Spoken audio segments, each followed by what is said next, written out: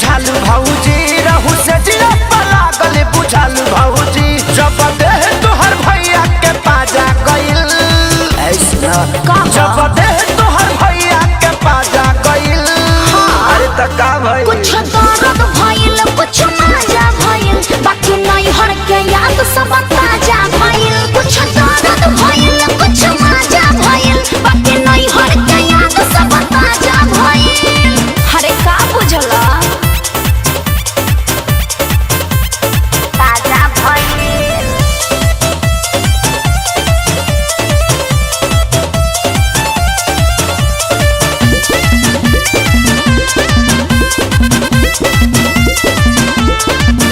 दिल बाड़ू पहिला ही के तू जब सबके दिल हो अच्छा तब का मिली सवाद तोहर के का हो ई फील हो बताइबू काहे भौजी बोला ना सुना जे तने ये जनावा पुराना हो खेला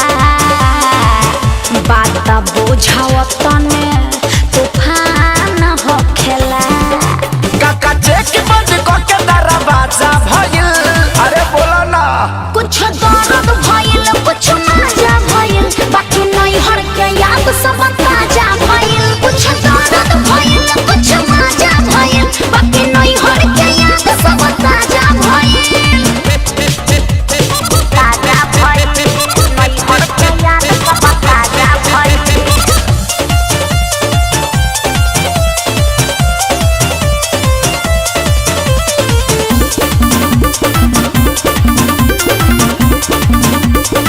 अब पता चलल बाड़ू तू पहिले के खिलाड़ी हो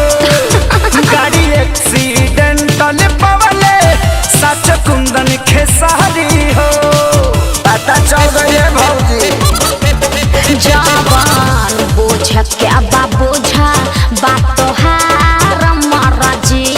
बात साफ बतियाइल न बोली फरजी तो कैसे सुर्ती खानी देह आज गाजा भइल बोला ना कुछ दर्द भइल कुछ मजा भइल बाकी नहीं हर के याद सब ताजा भइल कुछ दर्द भइल कुछ मजा भइल बाकी नहीं हर के याद सब ताजा भइल अरे बाकी मूड फ्रेश हो गइल।